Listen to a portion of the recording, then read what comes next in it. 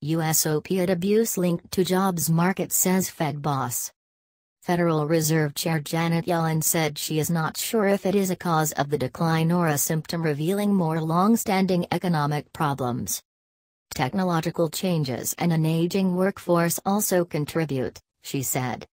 The Centers for Disease Control estimates that prescription drug abuse costs $78.5 billion, £61.5 billion, annually. This is due to costs related to health care, lost productivity, and criminal activity. About 91 Americans die every day after overdosing on opioids. I do think it is related to a decline in labor force participation among prime-age workers, Ms. Yellen said after a question from Senator Joe Donnelly, a Democrat from Indiana. I don't know if it's causal or if it's a symptom of long-running economic maladies. Ms. Yellen also noted that the U.S. has seen an unusual rise in its death rate. It's obviously a very serious and heartbreaking problem, she said. Smack in the suburbs. Why is death rate rising for white, middle-aged Americans? Opioid crisis, the letter that started it all. It was Ms. Yellen's second day of testimony before lawmakers, who asked questions about monetary policy, prospects for economic outlook and other issues.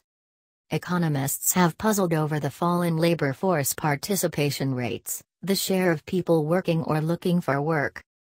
For the over 16 civilian population, they have declined from a peak of about 67% in the late 1990s to less than 63% today, according to the U.S. Bureau of Labor Statistics. Among men, the rates have fallen from about 80% in the late 1960s to less than 70% today. They have risen among women from about 42% to nearly 57% during that time.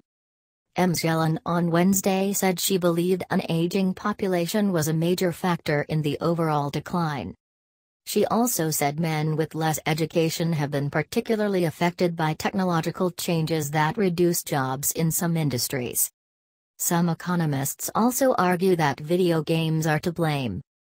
Ms. Yellen's remarks came on the same day that top U.S. prosecutor Jeff Sessions announced charges against more than 120 people, including doctors, related to prescription drugs. The charges were part of a more sweeping crackdown on Medicaid fraud.